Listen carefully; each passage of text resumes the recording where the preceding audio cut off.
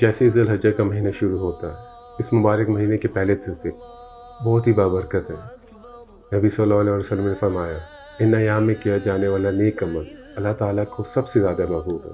ایک اور حدیث مبارکہ میں آپ صلی اللہ علیہ وسلم نے فرمایا، جب ماہ ذی الحجہ کا پہلا عشرہ شروع ہو جائے اور اس کے پاس قربانی کا جانور موجود ہو اور وہ اس کی قربانی بھی کرنا چاہتا ہو، تو وہ اپنے بالوں کو نہ کٹوائے اور نہ ہی اپنے ناخنوں کو ترشوائے۔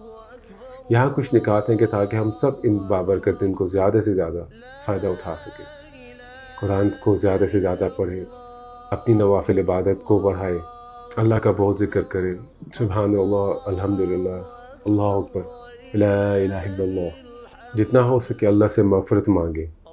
ذی الحجہ کے پہلے 9 دن روزہ رکھنا بھی سنت ہے، جس میں اگلے اور پچھلے 2 سال کے گناہ معاف ہو جاتے ہیں۔ زیادہ سے زیادہ صدقہ کریں، صلہ رحمی کریں اور رشتہ داروں سے تعلقات بہتر بنائیں، لوگوں سے بھلائی کریں اور برے کاموں سے روکنے کی ترغیب دیں، اور سب سے آخر میں جب عید آئے تو قربانی کریں۔ در حقیقت وہ تمام اعمال انجام دیں جو ہمیں اللہ سبحانہ تعالیٰ کے قریب کرے۔